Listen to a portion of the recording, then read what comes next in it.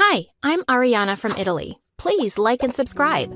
I was born in a small town to adoring parents. They weren't wealthy, but they kind of spoiled me.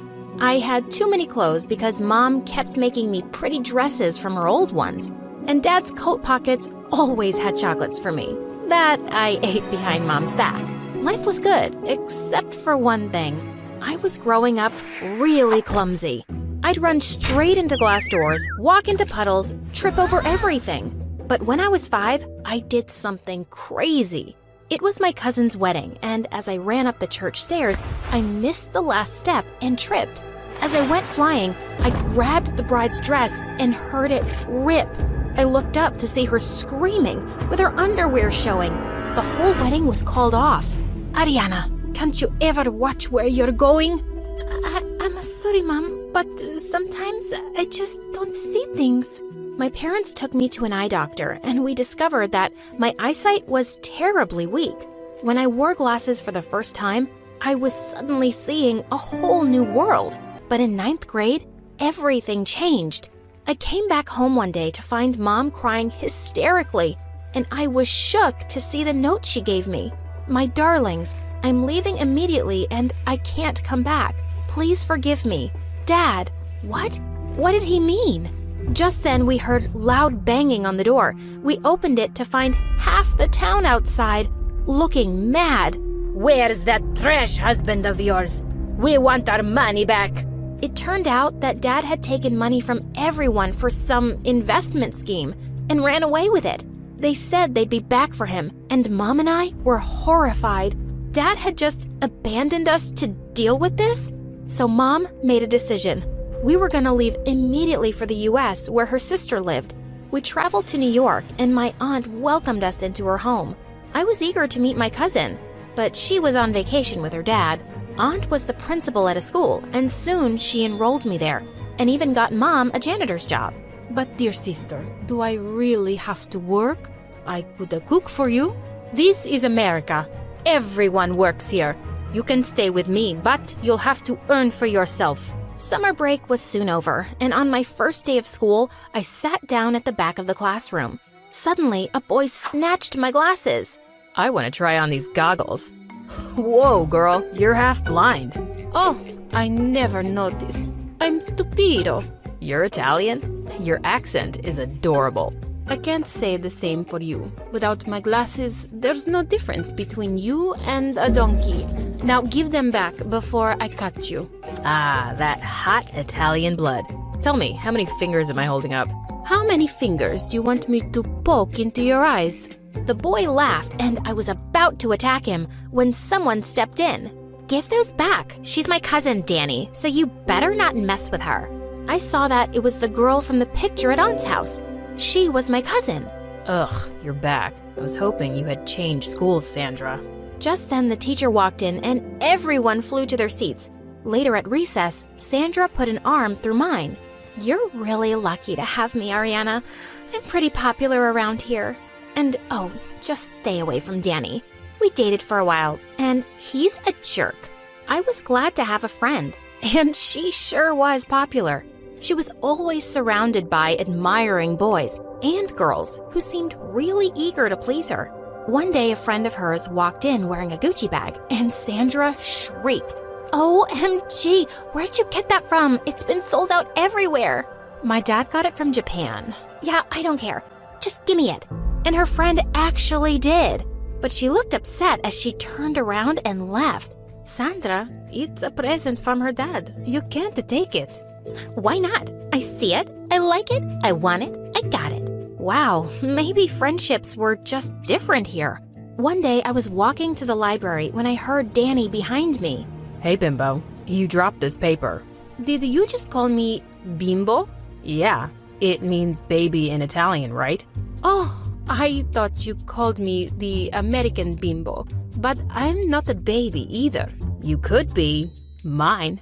You're pretty, even with those binoculars. And well, just look at me. I'm perfecto, superbo, marvelo. Stop making up words. And Sandra said she dumped you because you're a jerk. Don't believe everything she says, Ariana. She's not a very nice person. She says the same thing about you. And with that, I walked away. But what he'd said was kinda true. Sandra was good with me, but she wasn't the nicest to others. Sandra had started dating this jock, Brian, and one day the three of us were walking down the corridor when I saw Mom mopping the floor. I was about to wave to her when suddenly Sandra pulled me back. Are you crazy? Act like you don't know her. Why would I do that? You want everyone to know that you're the janitor's daughter? And worse, they'll know she's my aunt. Just then, Brian suddenly slipped on the wet floor and he started screaming at Mom. You stupid woman. Are you cleaning or trying to get us killed? I'm the team's star player. I can't afford an injury. As Mom started apologizing, I helped Brian up and slapped him hard. Don't talk like that to my mother, you moron. Sandra suddenly pushed me. Hey, don't forget that you two are just beggars living on our charity. Don't you dare touch my boyfriend again. But I can touch you, right? And with that, I pounced on her. As Mom shouted at us to stop, someone suddenly pulled us apart. Danny was holding me back, and Brian was holding Sandra. You've made such a mistake, you four-eyed witch. You've lost my friendship and my protection. Protection from what? The only bully here is you. And the next time, I'll slap you so hard, you'll go flying to the Leaning Tower of Pisa. Just then, a teacher came, and everyone scattered. I was certain Sandra would go crying to Aunt about me, but to my surprise, she didn't. I kept quiet too, but only because Mom asked me to. No one was talking to me in class the next day because of Sandra. Later, I was putting stuff in my locker when I heard her behind me. Aw, what's it like to be a loser with 0 friends? Oh, such a relief. You and your friends are not really my type. Now, if you'll excuse me, my boyfriend is waiting. And with that, I walked over to Danny, who was standing in the corridor, and kissed him smack on the lips. What you doing? Just to play along, idiota. We kissed again, and Sandra looked furious. She stormed off, and I pushed Danny away. Hey, listen to me. I want to annoy Sandra, and I know she'll hate me for going out with her ex. And you hate her too, so we can pretend to date? Do we really have to fake it? Yes, only fake. Are you in or out? Pissing Sandra off and being close to you? Oh, I am so in, Mrs. Harry Potter. And it sure was fun. Danny was pretty popular himself, and Sandra looked mad to see me turning up at every cool kid's party on his arm. He was on the school's basketball team too, and right before a big game, Sandra was standing behind us when Danny kissed me and said, You're my good luck charm, babe. My last girlfriend made me lose every game, and she was a bad kisser. I'm sure, amor mio. Must be like kissing a cold dead fish. Sandra looked furious, but she was called just then for the cheerleading routine. She forgot half of it, messed up completely, and left the ground screaming. A few days later, we had the Valentine's Day dance at school. When I got there, I looked for Danny everywhere, but I couldn't find him. Just then a kid came and told me that Danny was waiting for me in the gym. I stepped inside, and suddenly, all the lights went out, and then someone snatched my glasses off my face. I heard laughter and running feet, and the door being locked shut. I stumbled to it in the dark, but no matter how much I banged on it, no one came. After ages, the door finally burst open, and Danny hugged me. Ariana, are you okay? I thought you hadn't come, but then someone told me they'd seen you going this way. Of course Sandra's behind this, and I'm fine. I'm only crying because I'm angry. I'm not like some damsel in distress. No, I don't think anyone would ever call you that, Ariana. And then he kissed me so gently. It wasn't like our fake kisses. This was different. Danny dropped me at home, and once I found my spare glasses, I slipped into Sandra's room and pounced on her in her sleep, making her scream for her life. I know it was you who locked me up, witch. Get off me, you psycho! And yeah, I did it, but you can't prove it. What is your problem? You and Danny. Why? You don't even like him. Yeah, but I don't want you to have him. You're such a brat. Get over it, or don't. I won't stop seeing Danny. Ugh, she was crazy. And I really didn't want to stop seeing Danny. In fact, I didn't want to fake it anymore. After the weekend, I decided to tell him how I felt. But when I went to class, I was shocked to see Sandra sitting on Danny's lap. What's going on here? Oh, Danny and I met yesterday at a party, and we just kinda reconnected. Basically, he came to his senses and realized I'm so much better for him than you are. Danny, is this some prank? You hate Sandra. You told me. Well, I was wrong, okay? And why do you care anyway? What we had was all fake. And I wasn't really gonna date the janitor's daughter. I stared at him in shock. And just then the teacher walked in and I went to my seat. Even though Danny teased me, I didn't think he was a jerk. But things got worse when I was called into the principal's office that afternoon. I found Mom there crying, and a pile of phones, watches, and cash on Aunt's desk.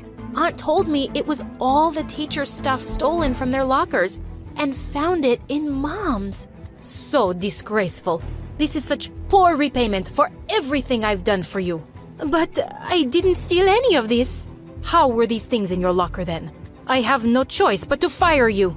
This is so unfair, Aunt. Surely you can't believe this about my mom? Can't I? Your father turned out to be a thief too. Maybe his ways rubbed off on your mother. I couldn't hear another word. I took Mom's hand and we left. We packed all our things and we were out of the house before Aunt and Sandra returned. We lived in a shelter till Mom found a job as a maid at a mansion. The owners were even kind enough to send me to school. And I was determined to work hard. I was going to get a scholarship to a good university and take care of us. I got into a great law program, and after working part-time jobs and studying my butt off, I graduated with honors. Soon, I was hired into a top law firm, and 5 years later, I became one of their youngest partners. One day, we had a meeting with a big firm, and when the owner turned up, I nearly fell off my seat. It was frickin' Danny. He looked shocked to see me too, and then grinned. Oh God, I wanted to break his face even years later. When the meeting was over, Danny asked to speak to me alone.